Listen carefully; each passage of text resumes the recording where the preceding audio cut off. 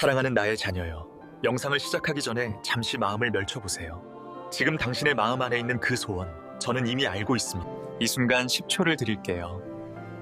당신이 간절히 바라는 마음을 댓글에 적어주세요.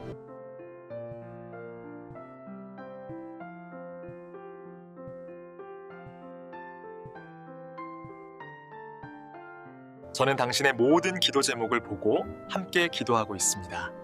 이제 오늘 당신에게 주어진 말씀을 함께 들어볼까요? 기도하고 싶은데 안 될 때 이 말씀만 기억하세요. 기도의 문이 다시 열립니다.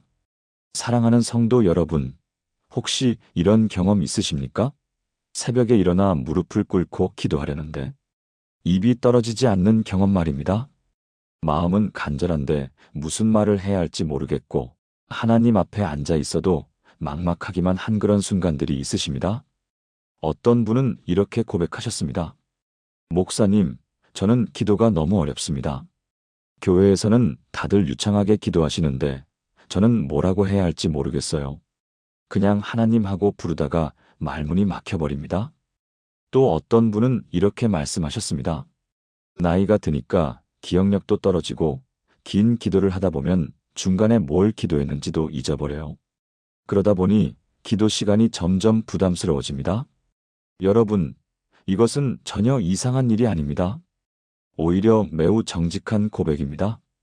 우리는 때로 기도가 마치 시험 같다고 느낄 때가 있습니다.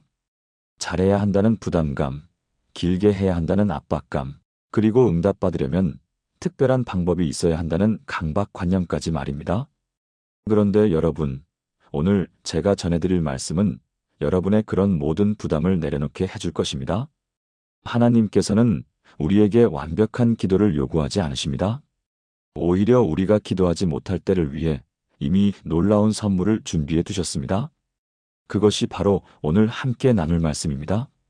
이 말씀 하나만 기억하시면 기도의 문이 다시 활짝 열릴 것입니다. 복잡한 기도 방법도 긴 기도문도 필요 없습니다. 저는 15년 넘게 목회하면서 수많은 성도님들을 만났습니다. 그 중에는 기도의 용사라 불릴 만한 분들도 계셨지만 대부분은 기도의 어려움을 느끼시는 분들이었습니다. 특히 50대, 60대, 70대 여성 성도님들께서 공통적으로 하시는 고민이 있었습니다. 젊었을 때는 열심히 기도했는데 이제는 기도가 잘 안 나와요. 자녀들도 다 떠나고 남편도 먼저 보내고 나니 무엇을 기도해야 할지 모르겠어요. 건강도 예전 같지 않고 기억력도 떨어지는데 긴 기도는 도저히 못하겠어요. 그런데 놀라운 것은 이런 분들이 오늘 제가 전해드릴 말씀을 알고 나서는 완전히 달라지셨다는 것입니다. 기도가 부담이 아니라 기쁨이 되었고 의무가 아니라 특권이 되었습니다. 어떤 분은 이렇게 고백하셨습니다. 목사님, 이 말씀을 알고 나니 하루에도 몇 번씩 기도하게 됩니다. 복잡하게 생각할 필요가 없으니 너무 좋아요. 여러분도 오늘 이 말씀을 통해 그런 은혜를 경험하시게 될 것입니다. 자, 그럼 이제 본격적으로 말씀 속으로 들어가 보겠습니다. 혹시 동영상이 도움이 되신다면 구독과 좋아요 버튼을 눌러주시면 더 많은 분들께 하나님의 말씀을 전하는데 큰 힘이 됩니다.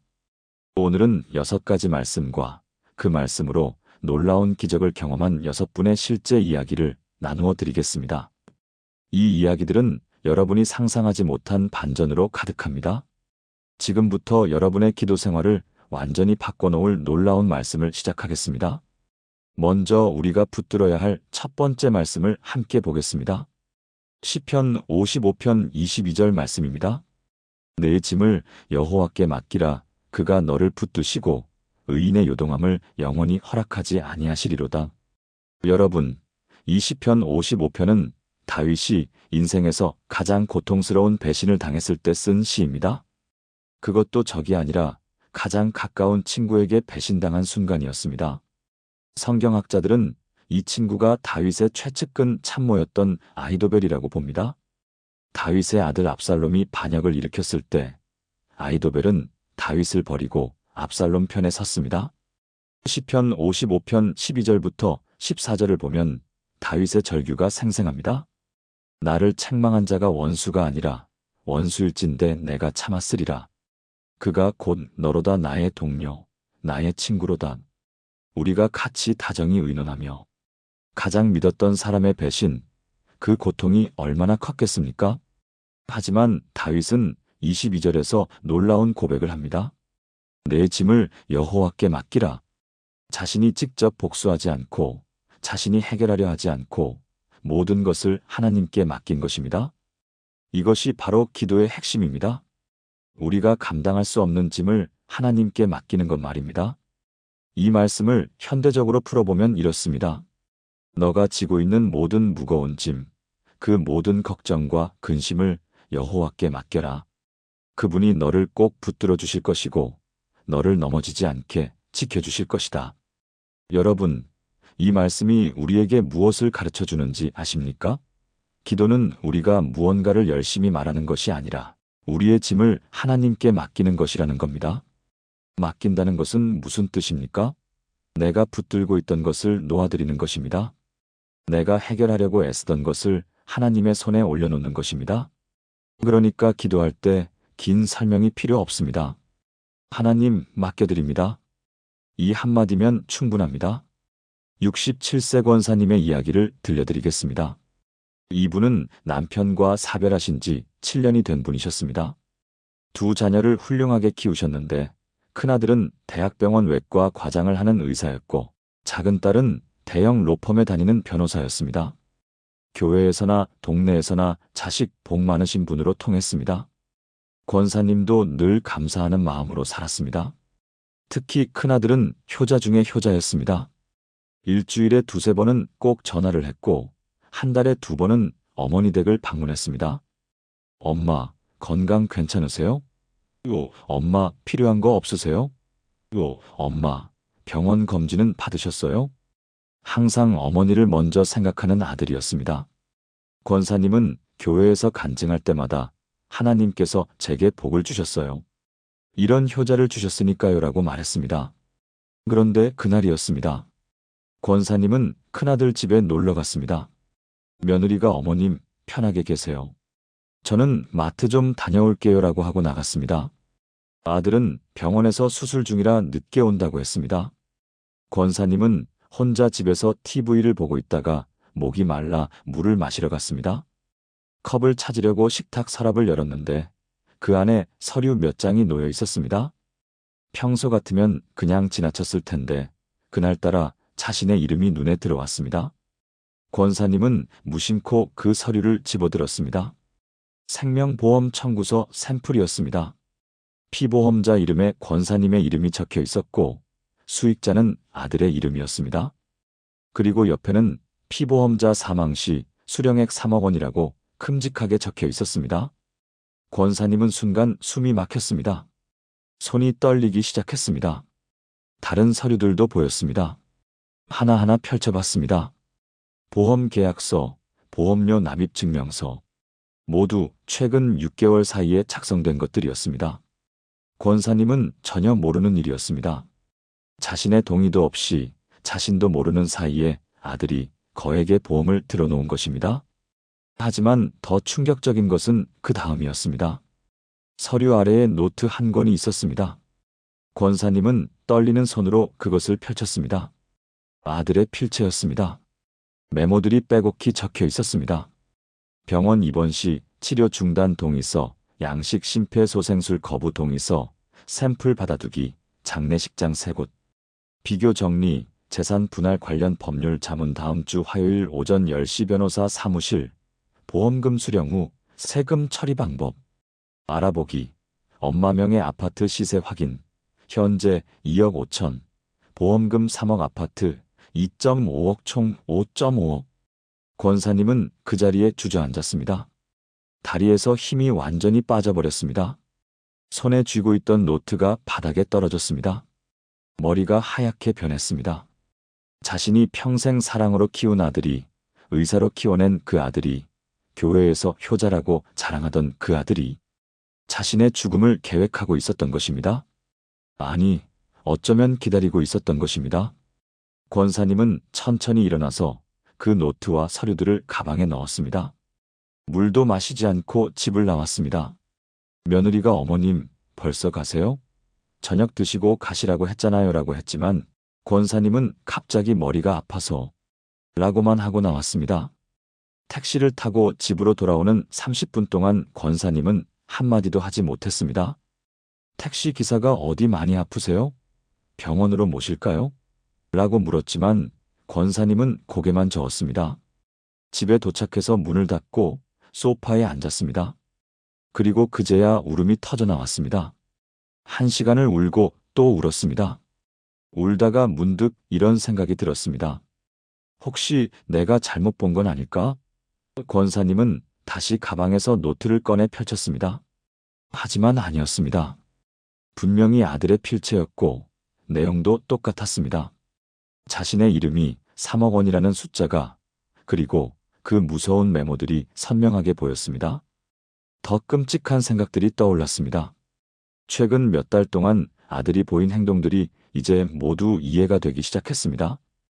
요즘 혈압약 잘 드세요? 하며 자꾸 약을 권했던 것. 그것도 원래 먹던 약이 아니라 새로운 약으로 바꾸라고 강하게 권유했던 것. 제가 의사니까 제 말 들으세요. 이 약이 훨씬 좋아요라고 했던 것. 나이에는 무리하시면 절대 안 돼요 하며 운동도 말렸던 것. 권사님이 매일 하던 30분 산책도 너무 많이 걸으시면 무릎에 안 좋아요. 심장에도 무리가 가요라며 말렸던 것. 이제 집에서 편히 쉬세요라고 했던 것. 병원에 좀 자주 가보세요. 정밀검사 한번 받으시는 게 어때요? 하며 자꾸 큰 병원 검진을 권유했던 것. 특히 MRI, CT 같은 큰 검사들을 받으라고 했던 것. 혹시 모르잖아요. 미리 체크하는 게 중요해요라고 했던 것. 그때는 효자인 줄 알았습니다. 의사 아들이 어머니 건강을 세심하게 챙기는 거라고 생각했습니다. 교회 사람들도 권사님 복 받으셨어요. 의사 아들이 어머니 건강 챙겨주니 얼마나 좋아요라고 부러워했습니다. 하지만 알고 보니 엄마의 건강 상태를 체크하고 있었던 것입니다. 어쩌면 언제쯤 위험해질지, 언제쯤 돌아가실지 계산하고 있었을지도 모릅니다. 권사님은 그날 밤 한숨도 자지 못했습니다. 천장만 바라보며 눈물을 흘렸습니다. 아들 어렸을 때가 생각났습니다. 손을 잡고 유치원 보낸 일, 열나서 밤새 간호하던 일, 의대 합격하고 엄마를 껴안고 엄마 고마워요. 제가 의사 되면 엄마 평생 건강하게 지켜드릴게요라며 울던 일. 모든 것이 주마등처럼 지나갔습니다. 그때 그 아이가 어떻게 이렇게 변했을까? 다음 날도, 그 다음 날도 권사님은 집 밖으로 나가지 못했습니다. 아들에게서 전화가 왔습니다. 엄마, 어제 갑자기 가시더니 괜찮으세요? 머리 많이 아프세요? 권사님은 응, 좀 쉬니까 나아졌어라고만 대답했습니다. 제가 저녁에 갈게요. 진찰해 드릴게요. 아니다. 괜찮아. 좀 쉬고 싶구나. 그래도 괜찮다니까. 권사님은 목소리를 높였습니다. 아들은 잠시 침묵했습니다. 알겠습니다. 그럼 전화라도 자주 할게요. 전화를 끊고 나서 권사님은 또 울었습니다. 그 목소리, 그 엄마 걱정하는 목소리마저 이제는 가짜로 들렸습니다. 정말로 걱정하는 걸까? 아니면 보험금을 받을 날을 계산하고 있는 걸까? 기도하려고 했습니다. 무릎을 꿇고 앉아봤습니다. 하지만 입이 떨어지지 않았습니다. 하나님, 왜 이런 일을? 하다가 말이 막혔습니다. 어떻게 기도해야 할지 몰랐습니다. 제 아들을 벌해주세요라고 기도하자니 차마 그럴 수가 없었습니다. 그래도 자신이 낳은 아들이었습니다. 하지만 용서하게 해주세요라고 하기에는 너무나 배신감이 컸습니다. 3억 원 때문에 엄마의 죽음을 기다리다니. 3일째 되는 날이었습니다. 권사님은 거의 밥도 먹지 못하고 방에만 있었습니다. 교회 집사님 한 분이 전화를 했습니다. 권사님, 무슨 일 있으세요? 주일에도 안 나오시고 수요 예배도 안 나오시고 다들 걱정하고 계세요. 권사님은 괜찮아요. 그냥 좀 피곤해서 쉬고 있어요라고 대답했습니다. 그래도 전화라도 좀 받으세요. 목사님도 걱정하시던데요. 네, 알겠습니다. 죄송해요. 하지만 괜찮지 않았습니다. 도저히 괜찮을 수가 없었습니다. 어떻게 교회 사람들에게 말할 수 있겠습니까? 우리 의사 아들이 제 죽음을 기다리고 있어요. 보험금 3억 원 때문이에요. 제가 교회에서 그렇게 자랑하던 효자 아들이요라고 말할 수 있겠습니까? 모두가 권사님의 아들을 칭찬했습니다. 자식 잘 두셨어요. 의사 아들 두셔서 좋으시겠어요. 효자시네요. 우리 아들도 저렇게 자랐으면 좋겠어요. 그런 말들을 들을 때마다 권사님은 자랑스러웠습니다. 하나님께 감사해요라고 대답했습니다. 하지만 이제는 모든 것이 거짓이었습니다. 아들도 거짓이고 자신의 자랑도 거짓이고 심지어 자신의 감사도 거짓처럼 느껴졌습니다. 그렇게 넷째 날 새벽이 되었습니다. 권사님은 새벽 4시에 일어났습니다. 잠도 오지 않았고 그냥 누워있기도 힘들었습니다. 그래서 옷을 입고 새벽 기도회에 나가기로 했습니다. 사람들을 피해 맨 뒷자리에 앉았습니다. 모자를 눌러 쓰고 마스크까지 썼습니다. 아무도 자신을 알아보지 못했으면 하는 마음이었습니다. 목사님이 강단에 올라가서 말씀을 전하기 시작했습니다. 그날 본문이 시편 55편이었습니다. 목사님이 천천히 구절들을 읽어 내려갔습니다. 다윗이 친구의 배신으로 고통받는 이야기였습니다. 나의 동무, 나의 친구가 나를 대적하였도다. 권사님은 그 말씀이 가슴에 박히는 것을 느꼈습니다. 친구도 아니고 아들인데. 그리고 22절을 읽으실 때였습니다. 내 짐을 여호와께 맡기라. 그가 너를 붙드시고 의인의 요동함을 영원히 허락하지 아니하시리로다. 권사님은 그 순간 무언가가 가슴을 치는 것을 느꼈습니다. 내 짐을 맡기라. 눈물이 주르륵 흘러내렸습니다. 설교가 진행되는 동안 권사님은 계속 그 구절만 생각했습니다. 내 짐. 이 배신감이 짐이구나. 이 아픔이 짐이구나. 이 분노가 짐이구나. 이 슬픔이 짐이구나. 이 아들이 짐이구나. 그리고 이 짐을 맡기라고. 설교가 끝나고 기도 시간이 되었습니다. 권사님은 그 자리에서 일어나 기도실로 향했습니다. 다른 사람들이 뭐라고 생각하든 상관없었습니다. 기도실 문을 닫고 권사님은 무릎을 꿇었습니다. 그리고 처음으로 입을 열었습니다. 하나님. 목소리가 떨렸습니다. 하나님. 맡겨드립니다. 그게 전부였습니다. 더 이상 무슨 말을 해야 할지 몰랐습니다. 그냥 맡겼습니다. 이 짐을, 이 배신을, 이 아픔을, 제 아들을, 모든 것을 맡겨드립니다. 저는 더 이상 감당할 수 없습니다. 하나님, 맡겨드립니다. 맡겨드립니다. 맡겨드립니다. 권사님은 계속 그 말만 반복했습니다. 얼마나 시간이 지났는지 모릅니다. 한참을 울고 나서야 권사님은 기도실을 나왔습니다. 신기했습니다. 마음이 조금 가벼워진 것 같았습니다. 문제가 해결된 것은 아니었습니다. 아들의 배신은 여전했고 그 서류들도 여전히 존재했고 그 무서운 메모들도 여전히 가방 속에 있었습니다. 하지만 그것을 혼자 감당하지 않아도 된다는 안도감이 생겼습니다. 하나님께 맡겼으니까요. 그날 이후 권사님은 매일 이 한마디만 기도했습니다. 하나님, 맡겨드립니다. 아침에 일어나서도 밤에 잠들기 전에도 하루 종일 아들 생각이 날 때마다 이 기도를 했습니다. 맡겨드립니다. 맡겨드립니다. 일주일쯤 지났을 때 권사님은 용기를 내어 아들과 대면하기로 결심했습니다. 이대로 피해서만 살 수는 없었습니다. 권사님은 아들에게 전화했습니다. 오늘 저녁에 엄마 집으로 와라. 혼자.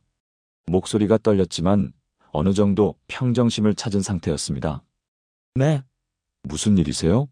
와. 알겠습니다. 저녁 7시 아들이 왔습니다. 평소처럼 밝은 얼굴로 제가 치킨 사왔어요. 좋아하시는 양념치킨이요라며 들어왔습니다. 권사님은 아들을 식탁에 앉혔습니다. 그리고 침착하게 말했습니다. 앉거라. 아들은 뭔가 심상치 않은 분위기를 느꼈는지 조금 긴장한 표정으로 앉았습니다. 무슨 일이세요? 어디 아프세요? 권사님은 가방에서 그 서류들과 노트를 꺼내 아들 앞에 내려놓았습니다. 천천히 하나하나. 보험 청구서, 보험 계약서, 그리고 마지막으로 노트. 이게 뭐니? 권사님의 목소리는 놀랍도록 침착했습니다. 아들의 얼굴이 순간 하얗게 변했습니다. 입술이 떨렸습니다. 손이 떨렸습니다. 엄마, 이건 말 안 해도 된다. 엄마가 다 봤어. 너가 무슨 생각으로 이런 짓을 했는지도 대충 알아. 엄마 죽으면 3억 받으려고 했지?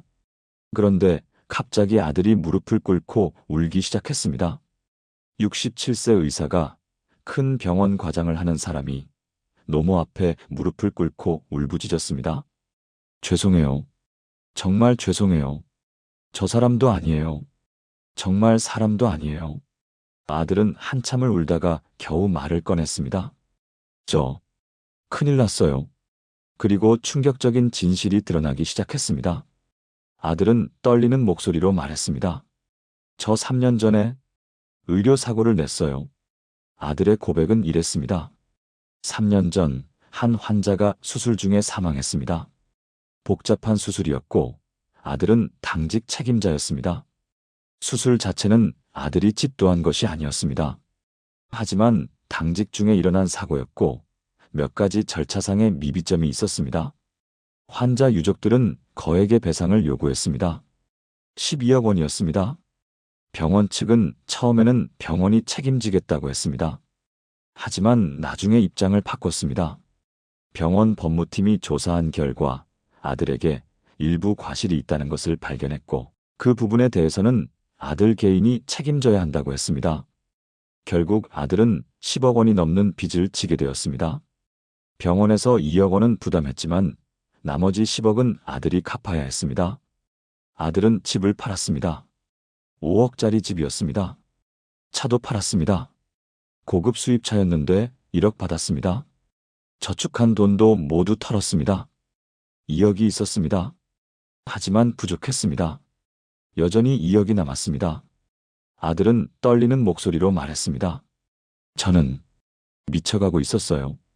돈을 갚아야 하는데 방법이 없었어요. 월급으로는 평생 갚아도 부족했어요. 이자만 해도 매달 300씩 나가는데 저는 정말 죽고 싶었어요. 차라리 제가 죽는 게 나을 것 같았어요. 그런데 어느 날 나쁜 생각이 들었어요. 보험 설계사가 부모님 보험을 권유하더라고요. 그때 엄마가 보험금으로 아들은 더 이상 말을 잇지 못하고 바닥에 머리를 박았습니다. 저 정말 미쳤었어요. 어떻게 그런 생각을 했는지, 어떻게 낳아주시고 키워주신 엄마를. 제가 사람이 아니에요. 제가 짐승만도 못해요. 권사님은 그제야 모든 것을 이해했습니다. 아들도 피해자였던 것입니다. 의료 시스템의 문제, 병원의 무책임, 그리고 감당할 수 없는 빚. 그 속에서 아들은 절망했고 결국 악한 생각을 품게 된 것이었습니다. 그런데 엄마, 아들이 고개를 들었습니다. 눈이 퉁퉁 부어 있었습니다. 저, 그거 실행 못했어요. 며칠 전에 그 서류들 다 찢어버리려고 했어요. 보험도 해지하려고 했어요. 저 정말 못하겠더라고요. 엄마 얼굴 볼 때마다 너무 괴로웠어요. 우리 아들 효자야 하실 때마다 죽고 싶었어요. 아들은 계속 울면서 말했습니다. 어제 유서까지 썼어요. 오늘 엄마한테 마지막 인사하러 온 거예요. 치킨 사온 것도 엄마가 좋아하시니까 마지막으로 함께 먹으려고. 그런데 엄마가 그걸 아시고 계셨다니. 권사님은 그제야 아들을 끌어안았습니다. 그리고 함께 울었습니다. 괜찮아. 엄마가 다 이해한다. 그동안 얼마나 힘들었니? 왜 진작 말하지 않았니? 정말 죄송해요. 저 같은 놈은 아들 자격도 없어요. 아니다. 너는 내 아들이다. 엄마의 소중한 아들이야. 힘들 때 말했어야지. 권사님은 그날 밤 아들과 함께 무릎을 꿇고 기도했습니다. 아들은 처음으로 하나님 앞에 자신의 죄를 고백했습니다. 권사님도 함께 기도했습니다. 하나님 맡겨드립니다. 제 아들을, 이 빚을, 이 문제를 모두 맡겨드립니다. 하나님께서 길을 열어주세요. 그 후 권사님은 놀라운 결정을 했습니다. 자신의 아파트를 팔기로 한 것입니다. 권사님이 살던 아파트는 2억 5천만 원 정도의 가치가 있었습니다. 그것으로 아들의 남은 빚 2억을 갚을 수 있었습니다. 아들은 처음에 완강히 거부했습니다. 안 돼요. 절대 안 돼요. 엄마 집까지 팔 수는 없어요. 그럼 엄마는 어디서 사세요? 하지만 권사님은 단호했습니다. 이게 엄마가 할 수 있는 일이다. 그리고 집보다 너가 더 중요하단다. 너가 죽는다고 했잖니? 어떻게 널 죽게 내버려둬? 엄마는 작은 데 가서 살면 돼. 혼자 사는데 뭐 그리 넓은 집이 필요하니? 결국 아파트를 팔았고 아들의 빚을 갚았습니다. 권사님은 이제 작은 원룸에서 살고 계시지만 얼굴에는 평안이 가득합니다. 아들은 지금 엄마를 극진히 모시고 있습니다. 매주 두세 번씩 찾아와서 함께 식사를 하고 주일에는 함께 예배를 드립니다. 아들도 이제는 진심으로 하나님을 믿게 되었고 교회에서 의료 봉사를 열심히 하고 있습니다. 아들은 말합니다. 제가 죽을 뻔했는데 엄마와 하나님께서 저를 살리셨어요. 이제 제가 받은 이 생명으로 다른 사람들을 살리며 살겠습니다. 권사님은 고백하십니다. 제가 하나님께 맡겼을 때 하나님께서 모든 것을 해결해 주셨어요. 저 혼자였다면 아들을 원망하며 평생 살았을 거예요. 경찰에 신고했을지도 몰라요. 하지만 하나님께 맡기고 나니 아들의 고통도 보이고 용서할 수 있는 힘도 생겼어요. 집은 잃었지만 아들을 되찾았어요. 이보다 더 큰 응답이 어디 있겠어요? 여러분, 보십시오. 이 권사님은 긴 기도를 하지 않았습니다. 화려한 기도문을 외우지도 않았습니다. 그저 매일 맡겨드립니다. 한마디를 반복했을 뿐입니다. 하지만 하나님께서는 그 기도를 들으시고 가장 놀라운 방법으로 응답해 주셨습니다. 아들의 진짜 고통을 보게 하시고 용서할 힘을 주시고 해결의 길까지 열어주셨습니다. 이것이 바로 내 짐을 여호와께 맡기라는 말씀의 능력입니다. 여러분도 오늘부터 이 한마디 기도를 시작해 보시기 바랍니다. 하나님 맡겨드립니다.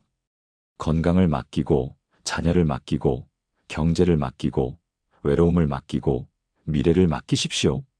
그러면 하나님께서 여러분을 붙들어 주실 것입니다. 요동하지 않게 지켜주실 것입니다. 이것이 첫 번째로 여러분이 기억하셔야 할 말씀입니다. 이제 두 번째 말씀으로 넘어가겠습니다. 빌립보서 4장 6절에서 7절 말씀입니다. 아무것도 염려하지 말고 다만 모든 일에 기도와 간구로 너희 구할 것을 감사함으로 하나님께 아뢰라. 그리하면 모든 지각에 뛰어난 하나님의 평강이 그리스도 예수 안에서 너희 마음과 생각을 지키시리라. 이 말씀은 사도 바울이 로마 감옥에 갇혀 있을 때 쓴 편지입니다. 여러분 상상해 보십시오. 바울은 자유가 없는 죄수였습니다. 언제 죽을지도 모르는 상황이었습니다. 로마 감옥은 어둡고 춥고 습했습니다. 발목에는 쇠사슬이 채워져 있었습니다. 그런데 놀랍게도 빌립보서는 기쁨의 서신이라고 불립니다. 감옥에 갇힌 사람이 어떻게 기쁨을 말할 수 있습니까? 바울의 비결이 바로 이 6절과 7절입니다. 아무것도 염려하지 말고 하나님께 아뢰라. 바울은 자신의 상황을, 자신의 두려움을, 자신의 필요를 하나님께 있는 그대로 아뢰었습니다. 꾸미지 않고 포장하지 않고 그냥 솔직하게 말씀드린 것입니다. 아랜다는 것은 왕 앞에 신하가 자신의 사정을 고하는 것입니다. 형식이나 격식이 중요한 게 아닙니다. 진실된 마음으로 하나님 앞에 나아가는 것, 그것이 기도입니다. 바울은 그렇게 아뢰었고 하나님께서는 모든 지각에 뛰어난 평강으로 그의 마음을 지켜주셨습니다. 이 말씀에서 가장 중요한 단어는 아뢰라입니다. 아랜다는 것은 무엇입니까? 왕이나 높은 사람 앞에 자신의 사정을 고하는 것입니다. 여기서 핵심은 형식이 아닙니다. 내용도 아닙니다. 그저 아뢰는 것, 즉 하나님께 말씀드리는 것 자체입니다. 하나님, 아뢰옵니다. 이 한마디면 충분합니다. 62세 집사님의 이야기를 들려드리겠습니다. 이분은 평생 자녀 교육에 헌신하신 분이었습니다. 남편은 공무원이었고 집사님은 전업주부로 두 자녀를 키웠습니다. 큰딸은 5년 전에 결혼했는데 사위가 정말 훌륭한 사람이었습니다. 대기업에 다니고 연봉도 1억이 넘고 외모도 준수하고 무엇보다 딸을 사랑하는 것처럼 보였습니다. 사위는 집사님에게도 늘 예의 바르게 대했습니다.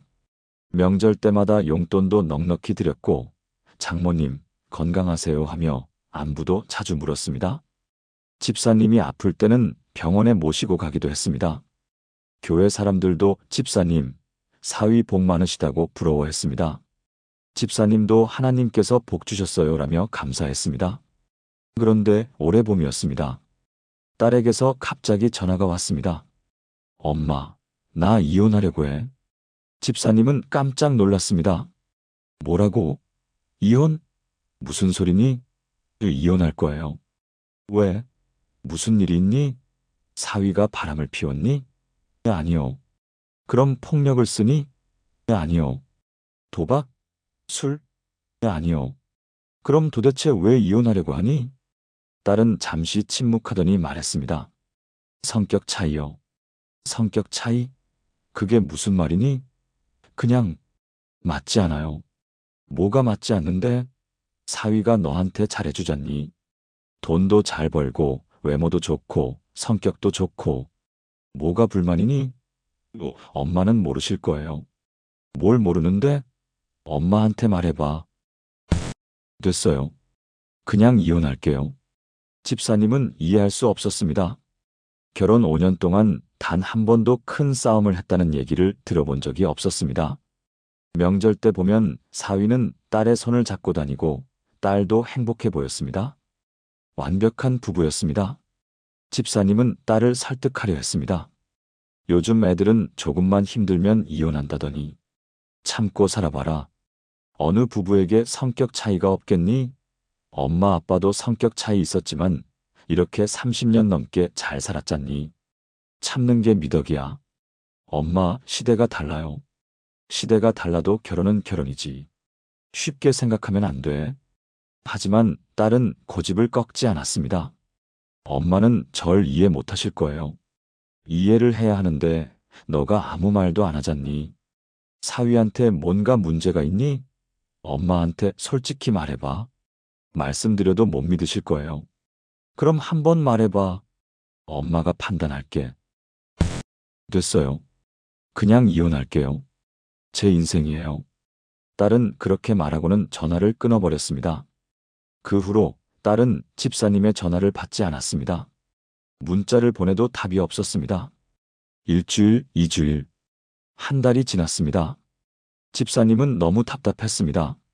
도대체 무슨 일인지 알 수가 없었습니다. 그래서 집사님은 사위에게 직접 전화를 했습니다. 여보세요, 사위. 나야? 아, 장모님. 안녕하세요. 사위는 평소처럼 공손한 목소리였습니다. 우리 딸이 이혼하겠다는데 무슨 일이니? 저도 잘 모르겠어요. 갑자기 그러네요. 저는 정말 당황스러워요. 갑자기라니? 사이가 안 좋았니? 아니요, 저는 아내를 사랑합니다.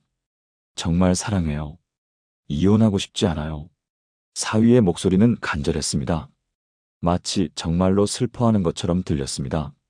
장모님, 저 어떻게 하면 좋을까요? 아내가 저를 만나주지도 않아요. 집에도 안 들어와요. 친구 집에서 지내고 있대요. 그래? 우리 딸이 지금 친구 집에 있어? 네. 저는 매일 연락하는데 답이 없어요. 뭘 잘못했는지 모르겠어요. 집사님은 오히려 사위가 불쌍했습니다.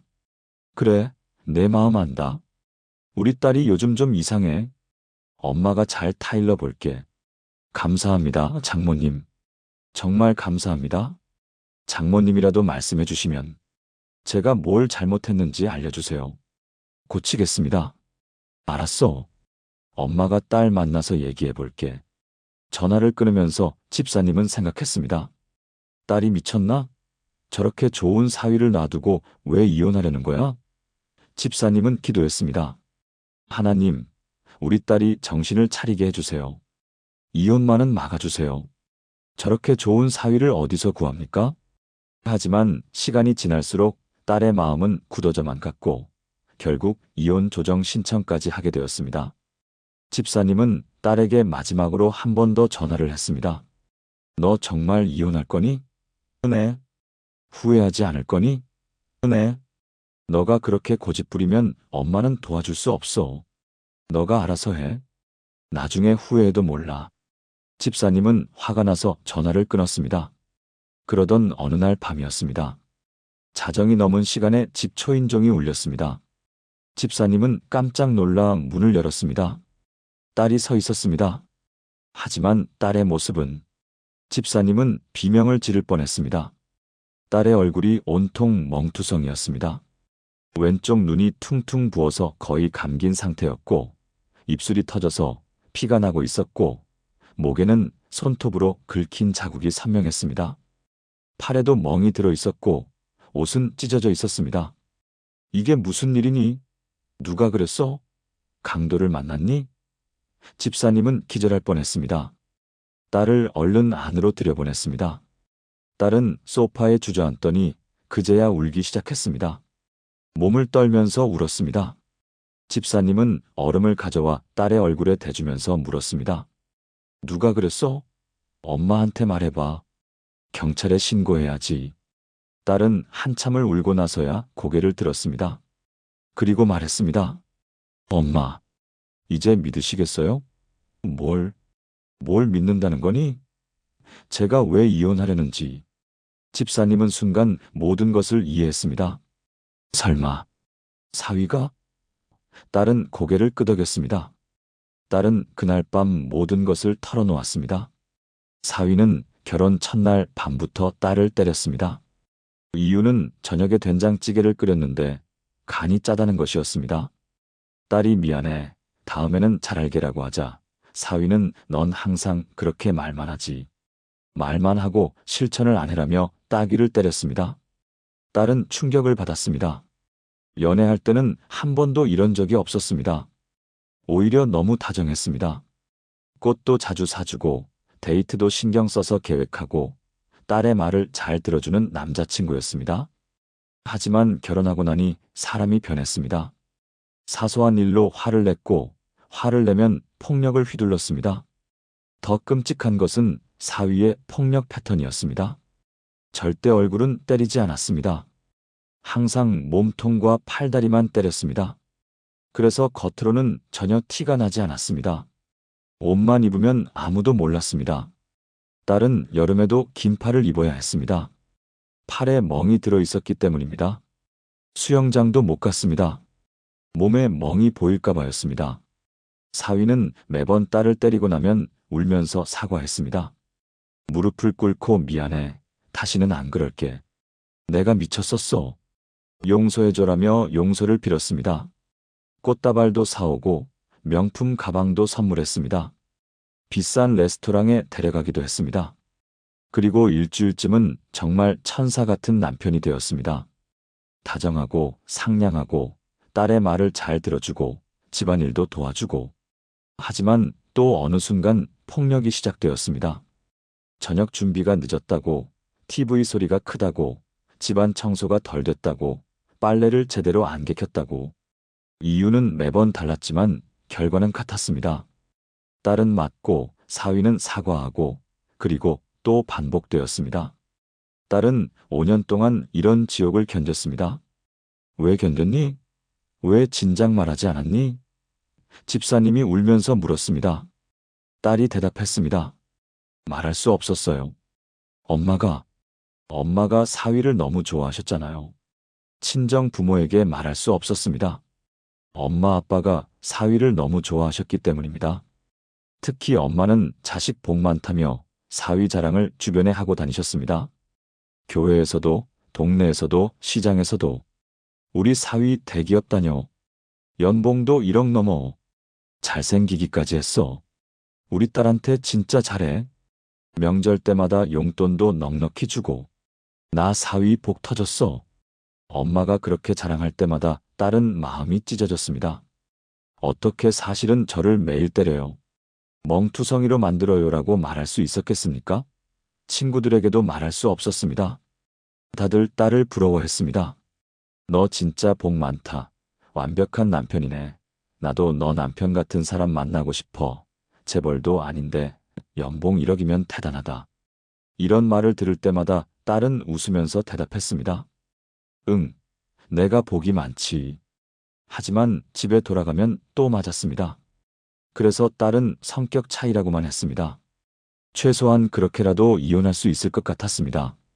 하지만 엄마마저 참고 살아라며 자신을 비난하자 딸은 절망했습니다. 아무도 날 믿어주지 않아. 아무도 날 도와주지 않아. 나는 혼자야. 그리고 오늘 밤이었어요. 딸이 떨리는 목소리로 말했습니다. 딸이 정말 이혼할 거예요.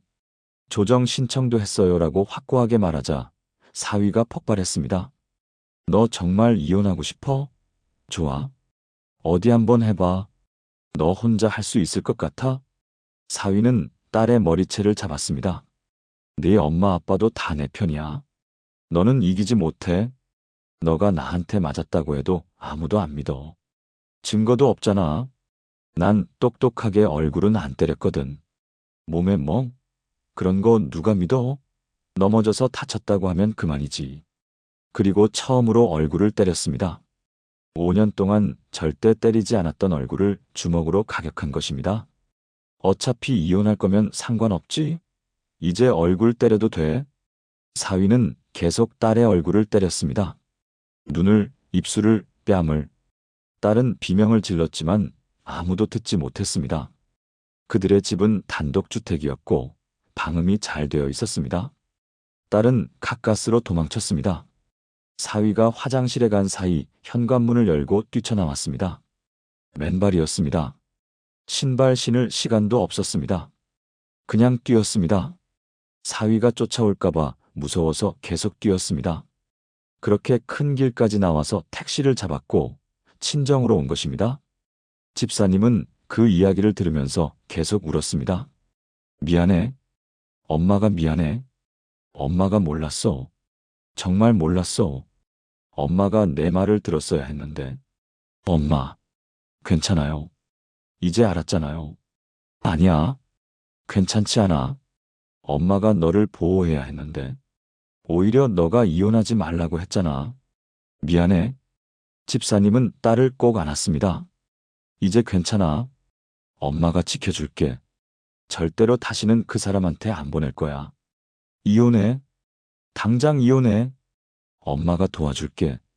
딸은 엄마 품에서 한참을 울었습니다. 5년 만에 처음으로 안심하고 우는 것 같았습니다. 그날 밤 집사님은 딸을 재우고 나서 혼자 방에 앉아 있었습니다. 기도하려고 해도 뭐라고 기도해야 할지 몰랐습니다. 하나님, 제가 어리석었습니다. 그 말밖에 나오지 않았습니다. 계속 그 말만 반복했습니다. 제가 어리석었습니다. 제가 어리석었습니다. 그때 빌립보서 4장 6절이 떠올랐습니다. 너희 구할 것을 하나님께 아뢰라. 집사님은 그제야 깨달았습니다.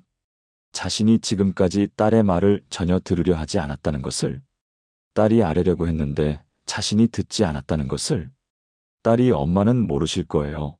말씀드려도 못 믿으실 거예요. 라고 했을 때 왜 더 물어보지 않았을까?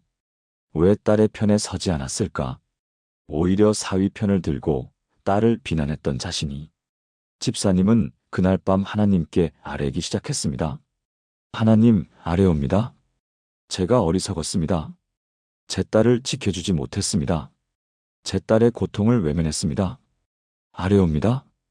이제 어떻게 해야 할지 모르겠습니다. 제 딸을 지켜주세요. 제 딸이 이혼할 수 있게 도와주세요. 그 나쁜 사람으로부터 제 딸을 구해주세요. 아뢰옵니다. 긴 기도가 아니었습니다. 그저 그 순간의 심정을 하나님께 있는 그대로 아뢰는 것이었습니다. 집사님은 그 후로도 매일 이렇게 기도했습니다.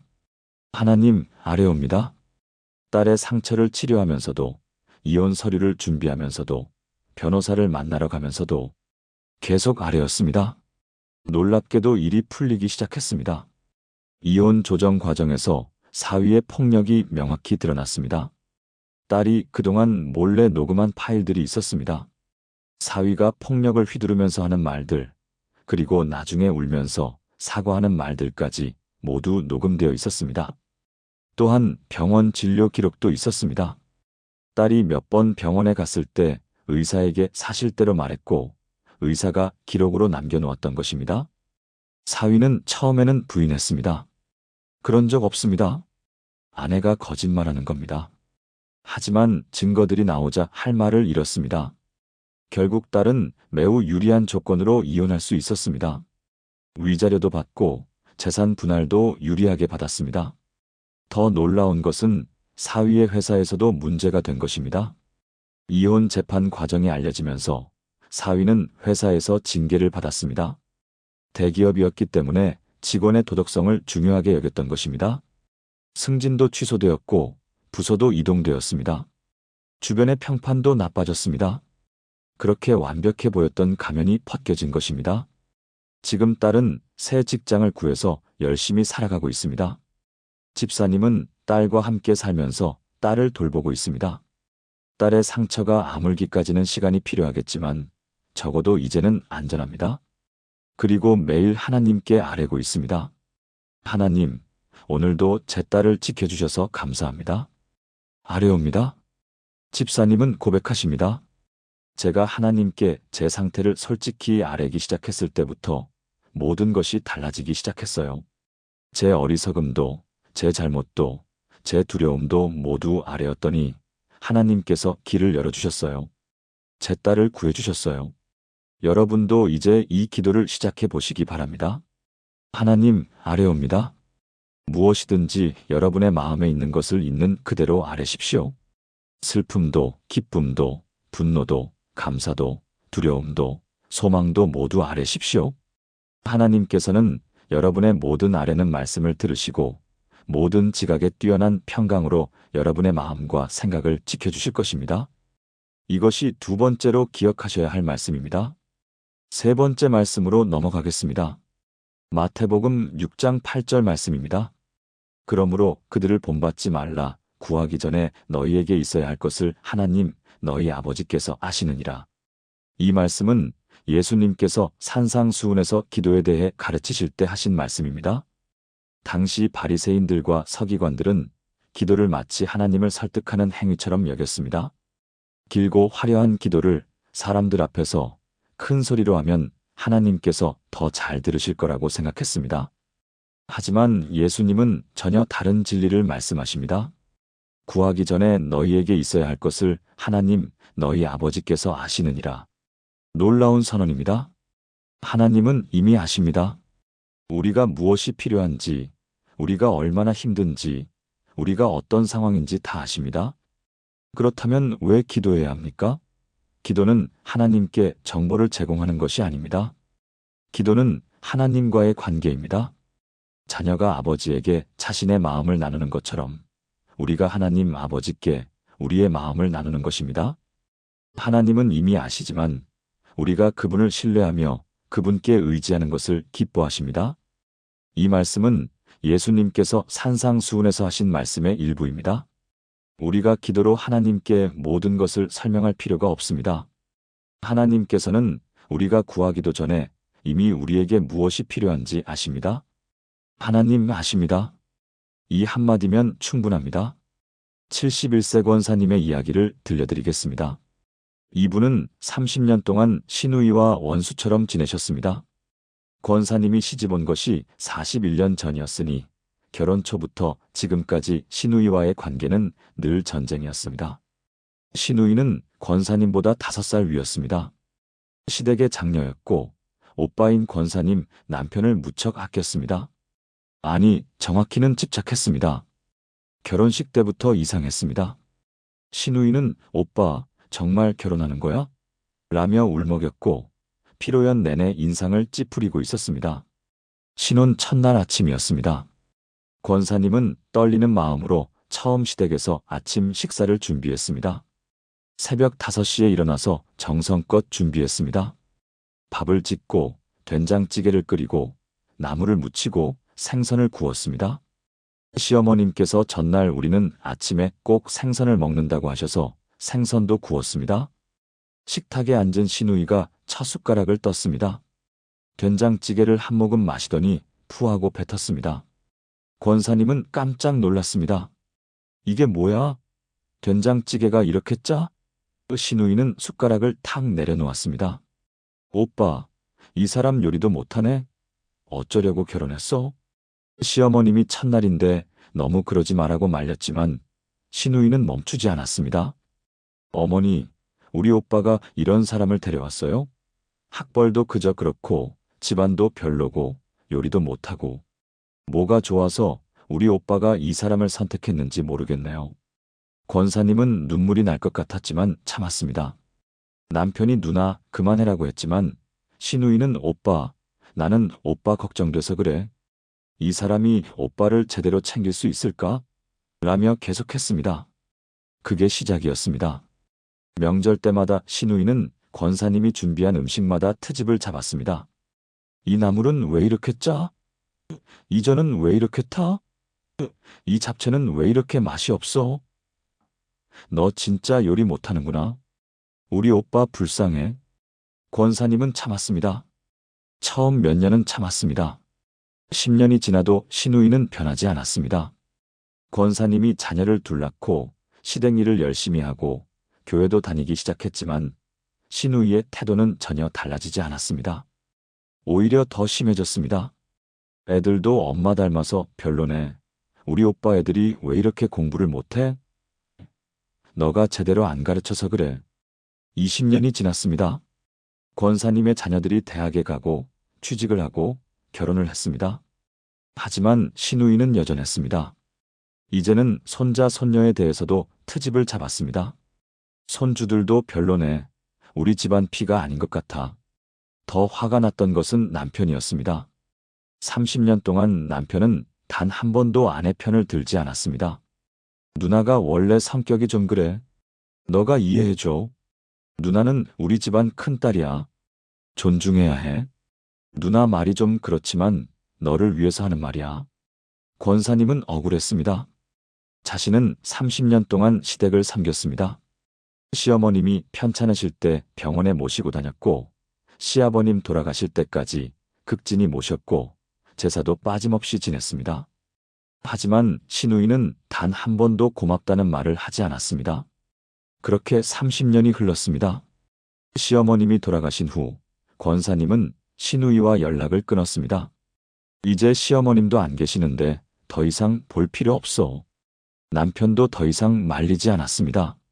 아내가 30년 동안 참아왔다는 것을 알고 있었기 때문입니다. 그렇게 5년이 지났습니다. 그러던 어느 날이었습니다. 남편이 어두운 얼굴로 집에 돌아왔습니다. 여보, 누나가 암이래. 권사님은 잠시 말문이 막혔습니다. 그래? 췌장암이래. 말기래. 권사님은 복잡한 감정이 들었습니다. 30년 동안 자신을 괴롭힌 사람이었지만 죽는다니 마음이 편치 않았습니다. 하지만 동시에 그동안 나를 괴롭힌 대가를 받는 건가 하는 생각도 들었습니다. 나쁜 생각인 걸 알면서도 그런 생각이 들었습니다. 남편은 매일 병원에 갔습니다. 권사님은 따라가지 않았습니다. 내가 왜 가야 해? 나를 30년 동안 괴롭힌 사람인데. 한 번도 고맙다고 한 적 없는 사람인데. 하지만 남편이 병원에서 돌아올 때마다 기운이 없는 것을 보니 마음이 무거워졌습니다. 2주가 지났습니다. 남편이 말했습니다. 여보, 누나가 너를 보고 싶대. 나를? 가줄 수 있어? 권사님은 단호하게 말했습니다. 싫어. 나는 안 가. 여보, 30년 동안 나한테 어떻게 했는데? 죽는다고 다 용서되는 거야? 나는 안 가. 3주가 지났습니다. 남편이 또 말했습니다. 여보, 누나가 많이 안 좋대. 의사 선생님이 한 달도 못 넘길 거라고. 한 번만 가줄 수 없을까? 네. 싫어. 나는 정말 안 가. 하지만 그날 밤이었습니다. 권사님은 이상한 꿈을 꾸었습니다. 신우이가 권사님 앞에 무릎을 꿇고 울면서 미안해, 미안해라고 하는 꿈이었습니다. 신우이가 권사님의 손을 잡고 용서해줘라고 하는 꿈이었습니다. 권사님은 깜짝 놀라 잠에서 깼습니다. 새벽 4시였습니다. 다시 잠을 이루려 했지만 잠이 오지 않았습니다. 신우이의 얼굴이 자꾸 떠올랐습니다. 그리고 갑자기 마태복음 6장 8절이 떠올랐습니다. 하나님께서 아시느니라. 권사님은 생각했습니다. 하나님께서 뭘 아신다는 거지? 그날 아침 권사님은 남편에게 말했습니다. 오늘 병원 갈게요. 남편은 놀랐습니다. 정말? 응. 한 번만 가볼게. 남편은 권사님의 손을 잡았습니다. 고마워. 병원에 도착했습니다. 권사님은 병실 문 앞에서 한참을 서 있었습니다. 떨렸습니다. 30년 동안 쌓인 원망과 분노가 가슴을 짓눌렀습니다. 하지만 용기를 내서 문을 열었습니다. 병실 안의 풍경은 충격적이었습니다. 신우이는 뼈만 남은 모습으로 누워 있었습니다. 한때 160cm에 60kg이었던 신우이가 이제는 30kg도 안 되어 보였습니다. 얼굴은 누렇게 변해 있었고 머리카락도 거의 다 빠져 있었습니다. 권사님을 보자 신우이의 눈에서 눈물이 주르륵 흘러내렸습니다. 동생, 왔구나. 목소리도 거의 나오지 않았습니다. 권사님은 신우이 곁으로 다가갔습니다. 그리고 손을 잡았습니다. 신우이의 손은 뼈만 남아 있었습니다. 동생아, 신우이가 떨리는 목소리로 말했습니다. 미안해. 30년 동안 널 괴롭혀서 정말 미안해. 신우이는 울었습니다. 나 나쁜 사람이었어. 정말 나쁜 사람이었어. 그리고 충격적인 고백이 이어졌습니다. 사실은 나도 처음 시집갈 때 신우이한테 똑같이 당했어. 권사님은 깜짝 놀랐습니다. 뭐라고? 내 신우이가 나한테 똑같이 했어. 너한테 내가 한 것처럼. 아니, 더 심하게. 신우이는 떨리는 목소리로 계속했습니다. 나는 23살에 결혼했어. 우리 신우이는 나보다 7살 위였어. 결혼 첫날부터 나를 괴롭혔어. 이게 뭐야? 못생겼네. 공부도 못했네. 우리 집안에 어울리지 않네. 매일 그런 말을 들었어. 10년을 참았어. 그러다가 나도 모르게 너한테 똑같이 하게 됐어. 내가 받은 상처를 너한테 준 거야. 내가 받은 고통을 너한테 준 거야. 신우이는 계속 울었습니다. 미안해. 정말 미안해. 나는 너가 미웠던 게 아니야. 신우이는 잠시 숨을 고르고 말을 이었습니다. 그리고 사실은 너가 너무 부러웠어. 내가 부러웠다고? 응.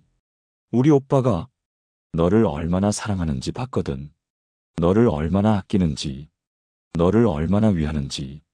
나는 남편한테 그런 사랑을 한 번도 못 받았어. 우리 남편은 나를 사랑한 적이 없어.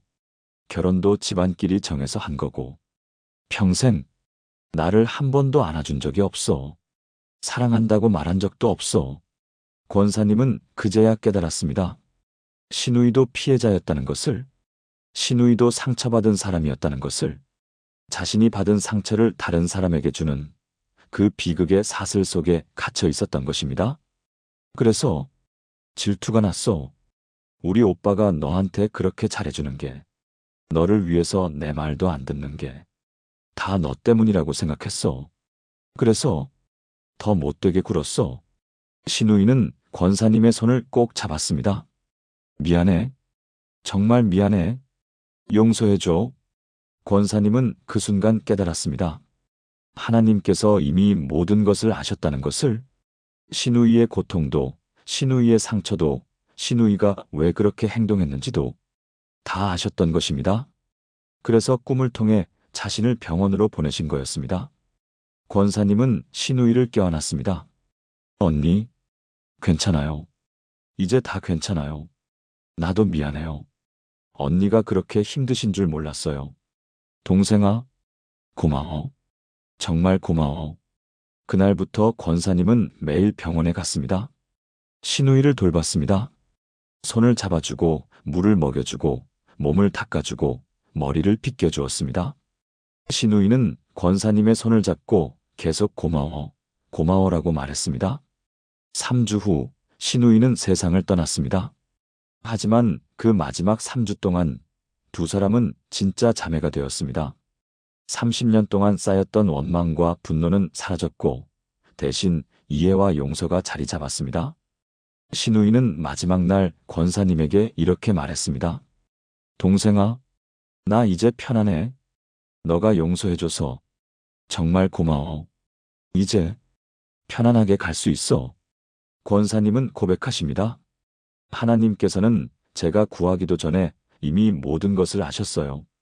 제가 언니를 용서해야 한다는 것도, 언니가 사실은 상처받은 사람이었다는 것도, 언니가 저를 미워한 게 아니라 질투했던 것도 다 아셨어요.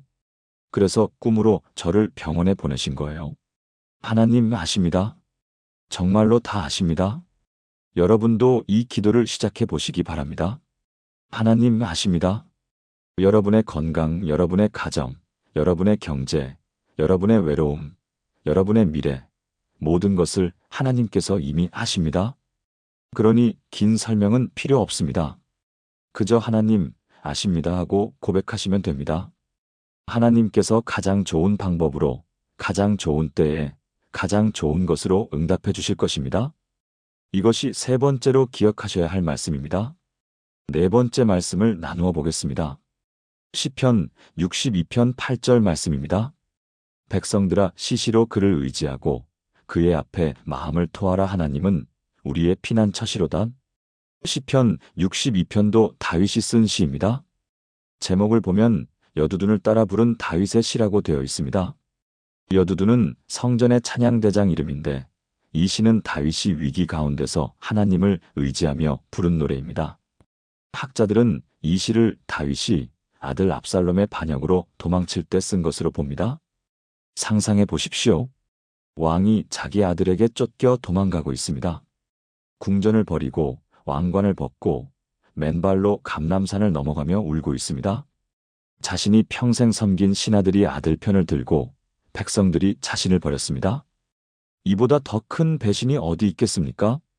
그런데 8절에서 다윗은 이렇게 외칩니다. 백성들아 시시로 그를 의지하고 그의 앞에 마음을 토하라. 토한다는 것은 속에 있는 것을 다 쏟아낸다는 뜻입니다. 꾸미지 않고 참지 않고 있는 그대로 내어놓는 것입니다. 다윗은 자신의 분노도, 슬픔도, 배신감도, 두려움도 모두 하나님 앞에 토했습니다. 그리고 하나님은 다윗의 피난처가 되어주셨습니다. 토한다는 것은 무엇입니까? 속에 있는 것을 다 쏟아내는 것입니다. 억지로 참지 않고 꾸미지 않고 있는 그대로 내어놓는 것입니다. 하나님, 토합니다. 이렇게 기도하면 됩니다. 65세 집사님의 이야기를 들려드리겠습니다. 이분은 평생 교회에서 모범적으로 살아오신 분이었습니다. 주일학교 교사도 20년 하셨고 구역장도 10년 하셨고 항상 웃는 얼굴로 봉사하시는 분이었습니다. 교회 사람들은 집사님을 믿음의 본이 되시는 분이라고 칭찬했습니다. 집사님은 정말로 모범적인 삶을 살았습니다. 술도 담배도 하지 않았고 주일 성수도 철저히 했고 11조도 빠짐없이 했습니다. 남에게 피해주는 일도 없었고 항상 친절하고 예의 바르게 살았습니다. 주변 사람들은 집사님처럼 살고 싶다고 말했습니다. 그런데 어느 날이었습니다. 집사님에게 이상한 편지가 한 통 왔습니다. 발신인 이름도 없고 주소도 없고 그저 당신이 알아야 할 진실이라는 제목만 있었습니다. 집사님은 의아해하며 편지를 열었습니다. 편지 안에는 오래된 신문 기사 스크랩이 들어 있었습니다. 35년 전 기사였습니다. 노랗게 바랜 종이에 이렇게 쓰여 있었습니다.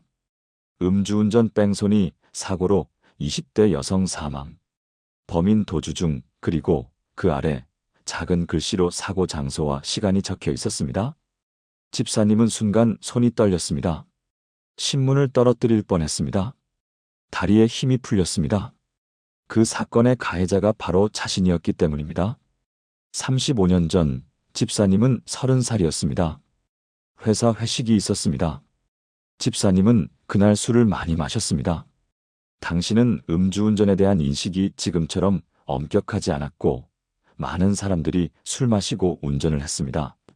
집사님도 괜찮겠지 하는 마음으로 차를 몰았습니다. 그런데 주택가 골목길을 지나는데 갑자기 사람이 튀어나왔습니다. 젊은 여성이었습니다. 쾅! 소리와 함께 그 여성이 차에 부딪혔습니다. 집사님은 깜짝 놀라 차를 세웠습니다. 백미러로 보니 여성이 길바닥에 쓰러져 있었습니다. 집사님은 차에서 내려야 했습니다. 사람을 도와야 했습니다. 119에 신고해야 했습니다. 하지만 너무 무서웠습니다. 술을 마셨다는 것이 들키면 큰일 날 것 같았습니다. 직장에서 잘리고 가족이 힘들어지고 인생이 끝날 것 같았습니다. 집사님은 그냥 도망쳤습니다. 엑셀을 밟고 그냥 갔습니다. 뒤도 돌아보지 않고 도망쳤습니다. 집에 도착해서 차를 주차장에 넣고 집으로 올라갔습니다. 그날 밤 한숨도 자지 못했습니다. 다음 날 아침 신문을 봤습니다. 그 사고가 기사로 나왔습니다. 음주운전 뺑소니로 20대 여성 사망. 집사님은 그 자리에서 기절할 뻔했습니다.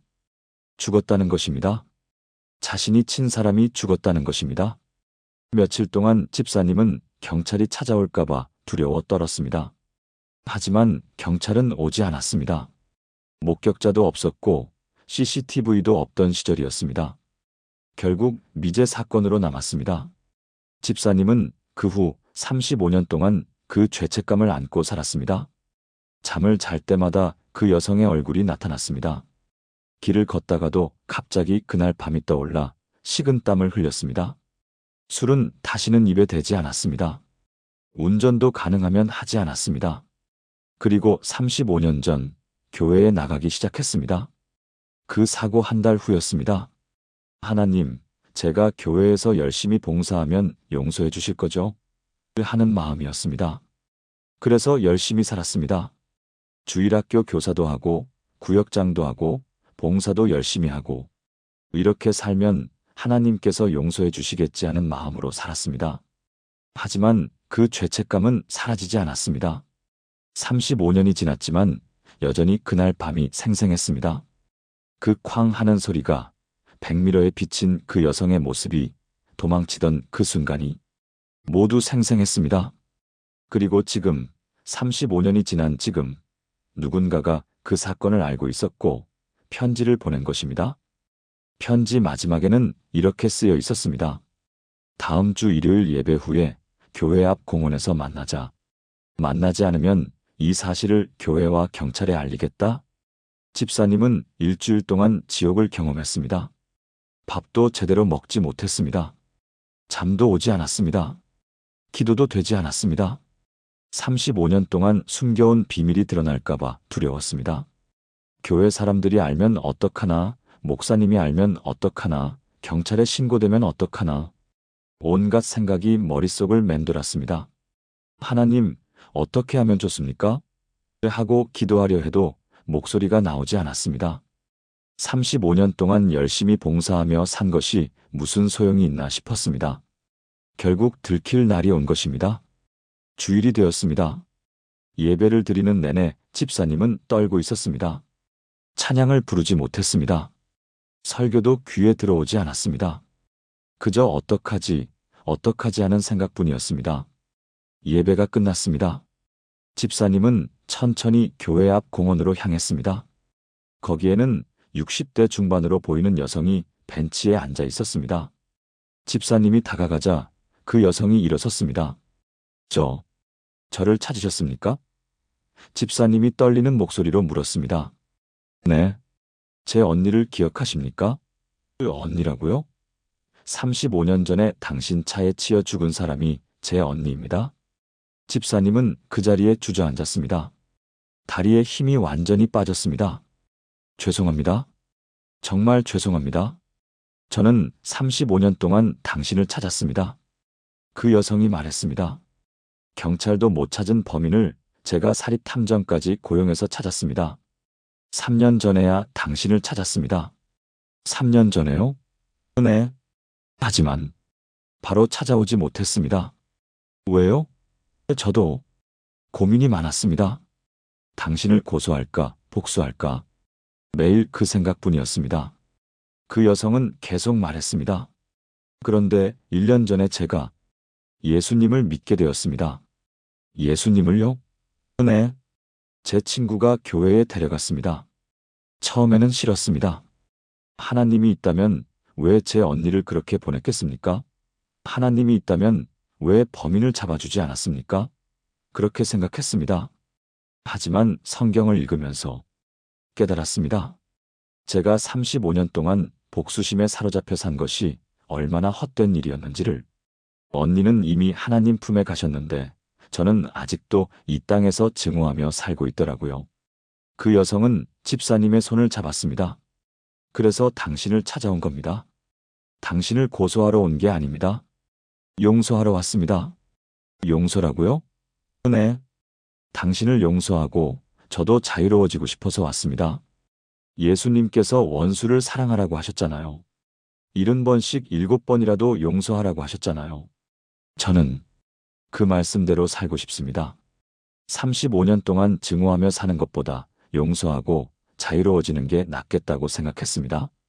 집사님은 그 말을 듣는 순간 무너져 내렸습니다. 35년 동안 쌓아왔던 모든 것이 무너지는 것 같았습니다. 집사님은 바닥에 머리를 박고 울었습니다. 죄송합니다. 정말 죄송합니다. 35년 동안 도망쳤습니다. 용서해 주세요. 그 여성도 함께 울었습니다. 두 사람은 공원 벤치에서 한참을 울었습니다. 그리고 집사님은 그날 처음으로 진짜 기도를 했습니다. 35년 만에 처음으로 마음을 토해낸 것입니다. 하나님, 토합니다. 제 죄를, 제 두려움을, 제 죄책감을 35년 동안 숨겨왔던 모든 것을 토합니다. 용서해 주세요. 저는 35년 동안 봉사로 죄를 갚으려 했습니다. 하지만 그게 아니었습니다.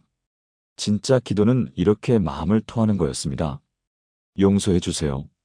그 여성과 집사님은 그날 함께 기도했습니다. 그리고 놀라운 일이 일어났습니다. 35년 동안 집사님을 짓누르던 죄책감이 사라지기 시작한 것입니다. 완전히 사라진 것은 아니었지만 적어도 이제는 혼자 짊어지지 않아도 되었습니다. 하나님께 토했으니까요. 지금 두 분은 가까운 친구가 되었습니다. 집사님은 그 여성의 언니를 위해 매년 추모 예배를 드립니다. 그리고 교통사고 유가족들을 위한 봉사도 함께하고 있습니다. 집사님은 고백합니다. 35년 동안 저는 가짜 기도를 했어요. 봉사로 죄를 갚으려 했죠. 하지만 진짜 기도는 마음을 토하는 거더라고요. 제가 하나님께 제 죄를, 제 두려움을, 모든 것을 토했을 때 하나님께서 용서를 주셨어요. 여러분도 이제 하나님 앞에 마음을 토하시기 바랍니다. 하나님, 토합니다. 화가 나면 화를 토하고, 슬프면 슬픔을 토하고, 죄책감이 들면 죄까지 토하십시오. 하나님께서는 여러분의 모든 토함을 받으시고 여러분을 자유케 하실 것입니다.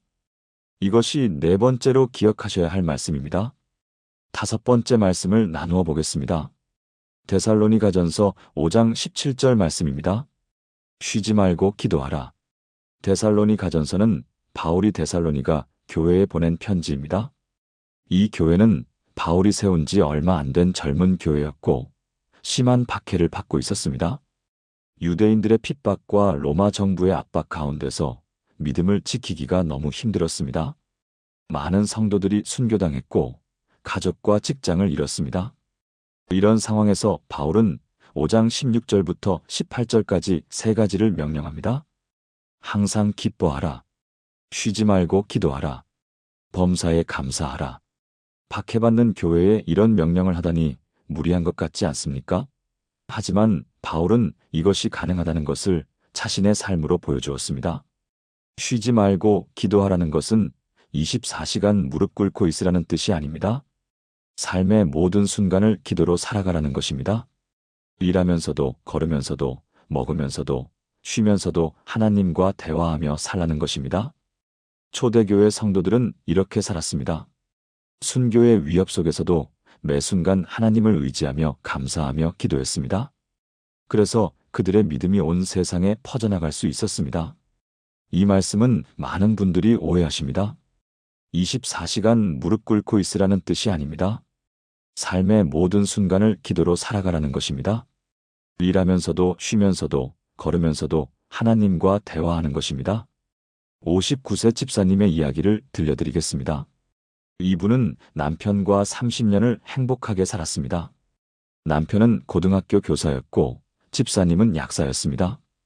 두 사람은 결혼 30년 동안 단 하루도 떨어져 본 적이 없었습니다. 매일 아침 함께 일어나고 저녁에는 함께 산책하고 주말에는 함께 교회에 갔습니다. 그런데 어느 날이었습니다. 남편이 학교에서 수업을 하다가 갑자기 쓰러졌습니다. 급성 심근경색이었습니다. 학생들이 놀라서 119에 신고했고 병원으로 옮겨졌지만 그 자리에서 세상을 떠났습니다. 아무 전조도 없었습니다. 아침에 다녀오겠소 하고 나간 남편이 돌아오지 못한 것입니다. 집사님은 충격을 받았습니다. 장례식을 치르는 내내 멍한 상태였습니다. 이게 꿈인가? 하는 생각만 들었습니다. 30년을 함께한 남편이 하루아침에 사라졌습니다. 아직 60세도 안 된 나이였습니다. 앞으로 몇십 년을 더 함께 살 줄 알았는데 장례를 치르고 난 후 집사님은 깊은 우울증에 빠졌습니다. 집에 혼자 있으면 남편 생각만 났습니다. 남편이 앉았던 자리, 남편이 입었던 옷, 남편이 신었던 신발, 모든 것이 남편을 떠올리게 했습니다. 밤에는 잠도 오지 않았습니다. 옆자리가 비어 있었기 때문입니다. 6개월이 지났습니다. 집사님은 교회도 나가지 않았고 친구들도 만나지 않았고 일도 쉬었습니다. 그냥 집에만 있었습니다. 밥도 제대로 먹지 않았습니다. 남편 없이 밥을 먹는 것이 무슨 의미가 있나 싶었습니다. 살아갈 이유가 없는 것 같았습니다. 그러던 어느 날 집사님은 남편의 책상 서랍을 정리하기로 했습니다. 이제는 정리해야 할 것 같았습니다. 서랍을 열자 남편의 물건들이 나왔습니다. 펜, 안경, 수첩, 그리고 두꺼운 공책 한 권이 나왔습니다. 집사님은 그 공책을 펼쳤습니다. 일기장이었습니다. 남편의 필체로 빼곡히 쓰여 있었습니다. 첫 페이지를 보니 날짜가 적혀 있었습니다. 10년 전이었습니다. 집사님은 이상했습니다. 남편이 일기를 쓴다는 것을 몰랐습니다. 마지막 페이지를 펼쳤습니다. 남편이 돌아가시기 하루 전 일기였습니다. 집사님은 떨리는 손으로 그것을 읽기 시작했습니다. 오늘 아내가 내가 좋아하는 된장찌개를 끓여줬다. 30년을 먹어도 질리지 않는 맛이다. 하나님 감사합니다. 이런 아내를 주셔서 감사합니다. 오늘도 행복한 하루였습니다. 내일도 아내와 함께 하루를 보낼 수 있다면 감사하겠습니다. 쉬지 말고 기도하라는 말씀처럼 오늘도 하루 종일 감사의 기도를 했습니다. 집사님은 눈물이 주르륵 흘러내렸습니다. 남편은 마지막 날까지 감사하며 살았습니다. 그리고 쉬지 않고 기도하며 살았습니다. 집사님은 일기장을 처음부터 읽기 시작했습니다. 놀라운 발견이 있었습니다. 남편은 10년 전부터 심장병이 있다는 것을 알고 있었습니다. 일기에 이렇게 적혀 있었습니다. 오늘 병원에 갔다. 의사 선생님이 심장에 문제가 있다고 했다. 언제 급사할지 모른다고 경고했다. 길면 10년, 짧으면 1년도 못 넘길 수 있다고 했다. 집사님은 깜짝 놀랐습니다. 남편이 10년 전부터 알고 있었다는 것을. 하지만 자신에게는 말하지 않았습니다. 일기에 이유가 적혀 있었습니다. 아내에게 말하지 않기로 했다. 걱정시키고 싶지 않다. 하나님께서 주신 시간을 감사하며 살겠다. 그 후의 일기들은 모두 감사로 가득했습니다. 하나님, 오늘 하루도 아내와 함께 보낼 수 있어서 감사합니다.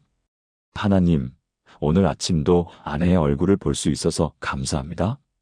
하나님, 오늘 저녁도 아내와 함께 산책할 수 있어서 감사합니다. 10년 동안 매일 이렇게 기도했습니다. 하루도 빠짐없이. 일기의 모든 페이지마다 하나님, 감사합니다라는 말이 적혀 있었습니다. 출근하면서도 하나님, 오늘도 일할 수 있어서 감사합니다. 수업하면서도 하나님, 학생들을 가르칠 수 있어서 감사합니다. 집에 돌아오면서도 하나님, 아내가 있는 집으로 돌아갈 수 있어서 감사합니다. 남편은 쉬지 않고 기도하며 살았습니다. 24시간 무릎 꿇고 있었던 것은 아니지만 삶의 모든 순간을 하나님과 대화하며 살았습니다. 출근길 버스에서도, 점심시간에도, 퇴근길에도, 잠들기 전에도 항상 하나님께 감사하며 기도했습니다. 집사님은 깨달았습니다. 남편은 10년이라는 보너스 시간을 하나님께 받았고 한순간도 허투루 보내지 않았습니다. 매일 감사하며 아내를 사랑하며 학생들을 가르치며 하나님께 기도하며 살았습니다. 한순간도 낭비하지 않았습니다. 집사님은 일기장 마지막 페이지의 빈 곳에 펜을 들었습니다. 그리고 썼습니다. 여보, 당신이 10년 동안 매일 감사하며 산 것을 이제야 알았어요. 당신이 쉬지 않고 기도하며 산 것을 이제야 알았어요. 미안해요. 나는 6개월 동안 원망하며 살았어요. 하지만 이제 나도 당신처럼 살게요. 매일 감사하며 쉬지 않고 기도하며 살게요. 하나님 감사합니다. 이런 남편을 30년이나 주셔서 감사합니다. 그날부터 집사님은 변했습니다. 매일 아침 남편의 일기장을 펴놓고 기도했습니다. 하나님, 오늘 하루도 살아있어서 감사합니다. 그리고 하루 종일 무슨 일을 하든 기도했습니다. 밥을 먹으면서도 하나님, 이 밥을 주셔서 감사합니다. 설거지하면서도 하나님, 이 일을 할 힘을 주셔서 감사합니다. 출근하면서도 하나님, 일터로 갈 수 있어서 감사합니다. 일을 하면서도 기도했습니다. 약국에서 손님을 응대하면서도 하나님, 이분을 도울 수 있게 해주세요. 약을 조제하면서도 하나님, 이 약이 이분에게 도움이 되게 해주세요. 퇴근하면서도 하나님, 오늘 하루 무사히 지켜주셔서 감사합니다. 저녁 산책을 할 때도 기도했습니다. 혼자 걷지만 하나님과 함께 걷는다고 생각했습니다. 하나님, 이 저녁 공기를 주셔서 감사합니다. 하나님, 저 꽃을 보게 해주셔서 감사합니다. 하나님, 여보가 좋아하던 이 길을 아직도 걸을 수 있어서 감사합니다. 1년쯤 지나자 놀라운 일이 일어났습니다. 우울증이 사라진 것입니다. 정확히는 슬픔은 여전했지만 그 슬픔 속에서도 감사할 수 있게 된 것입니다. 남편과의 30년이 감사했고 10년이나 더 함께 해준 것이 감사했고 마지막 날까지 행복하게 보낸 것이 감사했습니다. 지금 집사님은 교회에서 유가족 모임을 이끌고 있습니다. 배우자를 잃은 분들을 위로하고 함께 기도하고 감사하는 법을 나누고 있습니다. 쉬지 말고 기도하는 것은 어렵지 않아요. 그냥 하루 종일 하나님과 대화하면 돼요. 밥 먹으면서도, 일하면서도, 걸으면서도. 그러면 삶이 기도가 돼요. 고통 속에서도 감사할 수 있게 돼요. 집사님은 고백합니다. 제 남편은 10년 동안 시한부 인생을 살았어요. 하지만 한순간도 원망하지 않고 쉬지 않고 기도하며 매일 감사하며 살았어요. 저는 이제 그 모습을 본받아 살아요.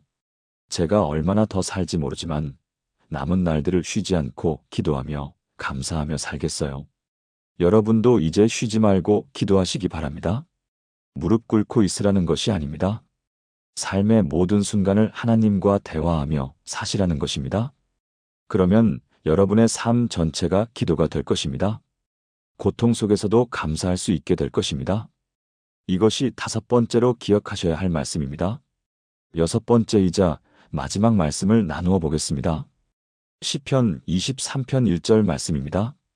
여호와는 나의 목자시니 내게 부족함이 없으리로다. 시편 23편은 성경에서 가장 사랑받는 시편입니다. 다윗이 쓴 이 시는 놀랍게도 다윗이 양치기 소년이었을 때의 경험에서 나온 것입니다.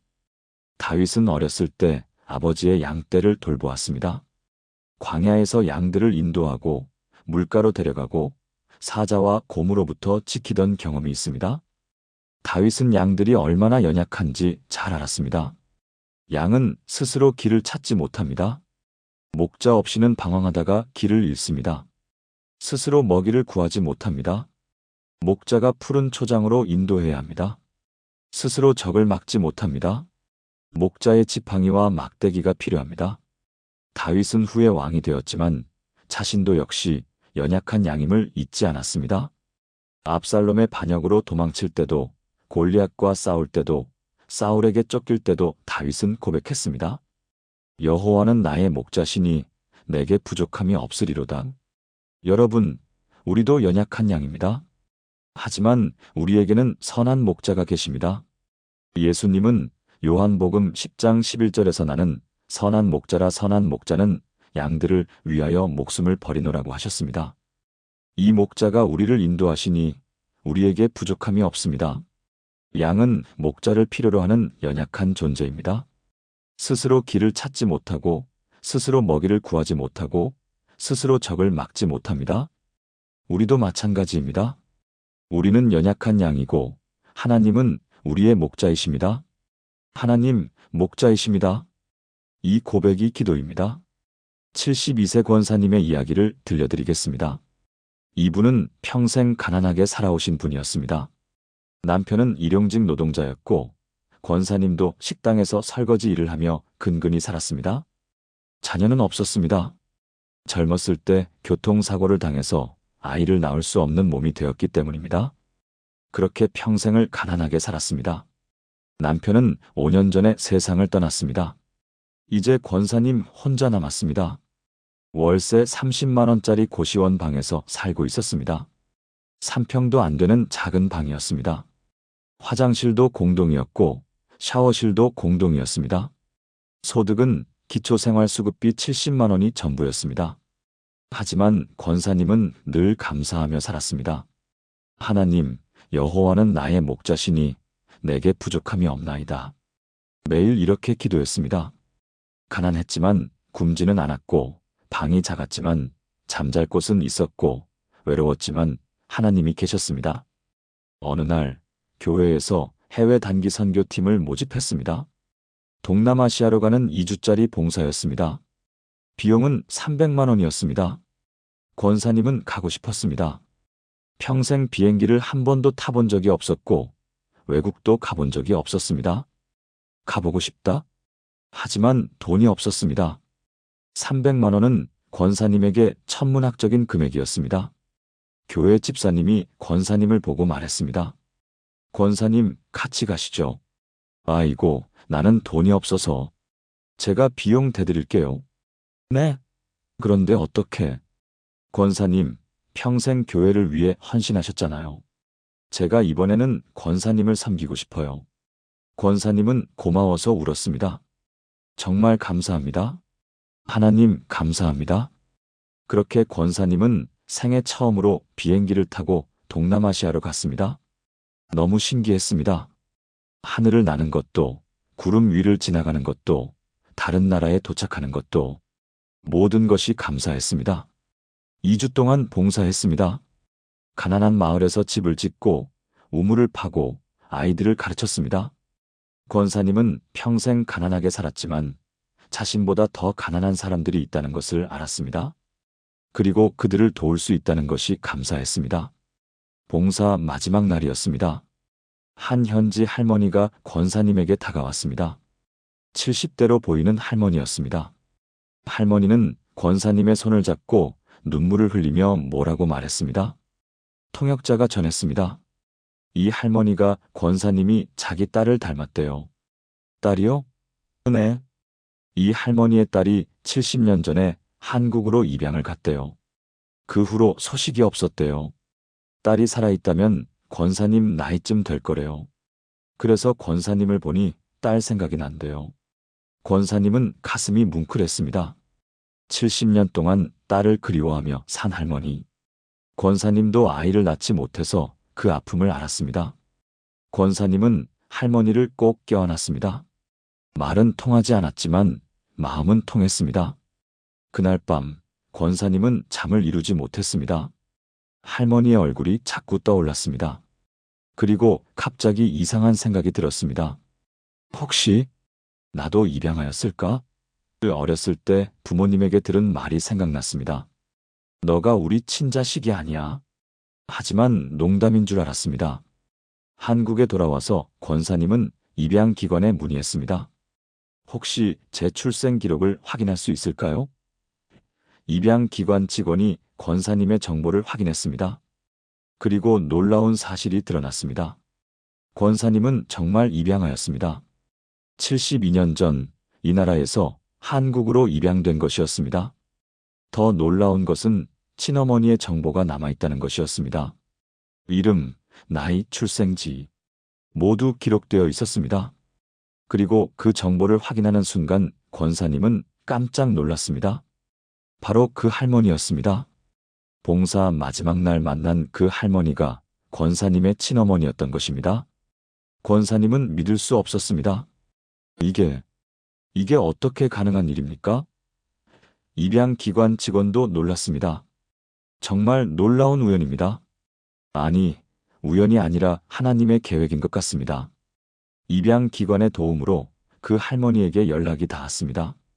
할머니는 딸을 찾았다는 소식에 기절할 뻔했습니다. 내 딸? 정말 내 딸? 그 할머니는 즉시 한국행 비행기를 탔습니다. 입양기관에서 비용을 지원해 주었습니다. 공항에서 두 사람은 만났습니다. 72년 만에 재회였습니다. 할머니는 권사님을 보자마자 달려와 껴안았습니다. 딸아, 내 딸아. 권사님도 울었습니다. 평생 엄마라고 불러본 적 없는 사람을 처음으로 엄마라고 불렀습니다. 두 사람은 한참을 울었습니다. 공항의 모든 사람들이 그 장면을 보며 함께 울었습니다.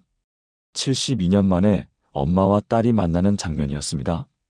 한국 뉴스에도 나왔습니다. 72년 만에 기적 같은 재회. 더 놀라운 일이 있었습니다. 할머니에게는 다른 자녀들이 있었는데 그중 한 명이 한국에서 사업을 하고 있었습니다. 권사님의 남동생이었습니다. 남동생은 대기업을 운영하고 있었습니다. 남동생은 권사님을 만나고 너무 기뻐하며 울었습니다. 누나, 드디어 만났어요. 남동생은 말했습니다. 누나, 이제 제가 모실게요. 지금까지 고생 많으셨죠? 이제는 편하게 사세요. 아파트를 마련해 주었습니다. 30평짜리 깨끗한 아파트였습니다. 생활비도 넉넉히 드렸습니다. 이제 걱정하지 마세요. 제가 다 책임질게요. 하지만 권사님은 고시원 방을 버리지 않았습니다. 대신 그 방을 노숙자들을 위한 쉼터로 제공했습니다. 제가 받은 것을 나눠야죠. 남동생이 준 생활비 대부분도 교회 선교 헌금으로 드렸습니다. 하나님께서 주신 거니까 하나님께 돌려드려야죠. 권사님은 말합니다. 저는 평생 가난하게 살았어요. 하지만 부족함이 없었어요. 왜냐하면 여호와께서 나의 목자가 되어주셨으니까요. 하나님께서는 제가 필요한 모든 것을 채워주셨어요. 굶지 않게 해주셨고, 잠잘 곳을 주셨고, 외롭지 않게 해주셨고, 마지막에는 72년 만에 엄마까지 만나게 해주셨어요. 이보다 더 큰 복이 어디 있겠어요? 지금 권사님은 매일 아침 이렇게 기도합니다. 여호와는 나의 목자시니 내게 부족함이 없나이다. 하나님 감사합니다. 지금까지 인도해 주셔서 감사합니다. 앞으로도 목자가 되어주세요. 여러분도 이 고백을 하시기 바랍니다. 여호와는 나의 목자시니 내게 부족함이 없나이다. 여러분이 지금 가난해도 외로워도 힘들어도 하나님께서 여러분의 목자가 되어주시면 부족함이 없습니다. 하나님께서 필요한 모든 것을 채워주실 것입니다. 때로는 상상할 수 없는 방법으로, 기적 같은 방법으로 채워주실 것입니다. 이것이 6번째로 기억하셔야 할 말씀입니다. 사랑하는 성도 여러분, 지금까지 기도하고 싶은데 안 될 때 기억해야 할 6가지 말씀을 함께 나누었습니다. 이제 마지막으로 이 6가지를 다시 한번 정리해 드리겠습니다. 첫째, 내 짐을 맡기라 보험금을 노리던 아들이 사실은 의료사고 빚으로 절망했던 권사님의 이야기. 하나님께 맡겼을 때 아들의 진짜 고통을 보게 되고 용서할 힘을 얻고 집을 팔아 아들을 구한 이야기였습니다. 둘째, 하나님께 아뢰라 완벽한 사위가 5년간 딸을 폭행했던 집사님의 이야기. 딸이 성격 차이라고만 했을 때 엄마가 믿지 않았지만 하나님께 아뢰기 시작했을 때 진실이 드러나고 딸을 구한 이야기였습니다. 셋째, 하나님께서 아시느니라 30년 동안 원수처럼 지낸 시누이가 사실은 자신도 상처받은 피해자였던 권사님의 이야기. 하나님께서 꿈을 통해 병원으로 보내셔서 시누이의 고백을 듣고 용서하며 마지막 3주를 함께 보낸 이야기였습니다. 넷째, 마음을 토하라 35년 전 뺑소니 사고를 일으킨 집사님의 이야기. 35년 동안 봉사로 죄를 갚으려 했지만 피해자 유족이 찾아와 용서하며 진짜 기도는 마음을 토하는 것임을 깨달은 이야기였습니다. 다섯째, 쉬지 말고 기도하라. 갑자기 남편을 잃은 집사님의 이야기.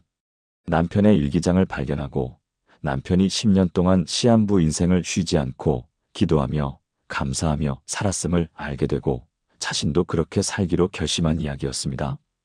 여섯째, 여호와는 나의 목자시니 평생 가난하게 산 권사님의 이야기. 단기 선교를 갔다가 우연히 만난 할머니가 72년 만에 찾은 친엄마였고 하나님께서 목자가 되어 모든 것을 채워주신 이야기였습니다.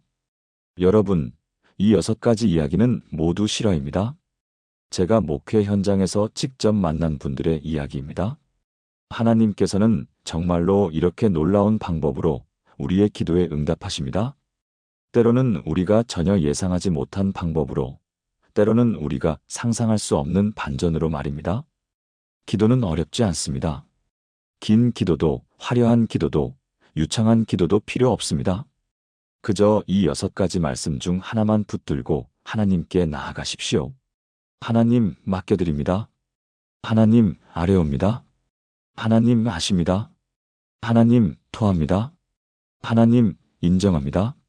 하나님 감사합니다. 하나님 목자이십니다.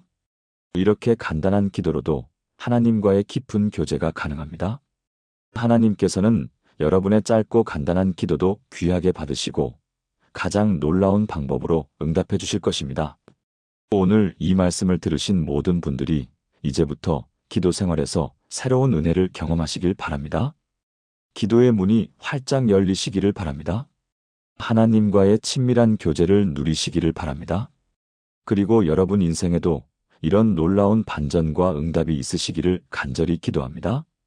하나님의 크신 사랑과 은혜가 여러분 모두에게 풍성하게 임하시기를 주님의 이름으로 축복합니다. 오늘도 평안하시고 기도의 은혜 가운데 거하시기를 바랍니다. 여러분을 사랑합니다. 주님께서 여러분을 사랑하십니다. 이 영상이 도움이 되셨다면 구독과 좋아요 버튼을 눌러주시고 오늘 가장 마음에 와닿은 이야기를 댓글로 남겨주세요. 함께 은혜를 나누고 서로를 위해 기도하는 믿음의 공동체가 되면 좋겠습니다. 다음에도 더 좋은 말씀으로 찾아뵙겠습니다. 주님의 평안이 여러분과 함께 하시기를 기도합니다. 감사합니다.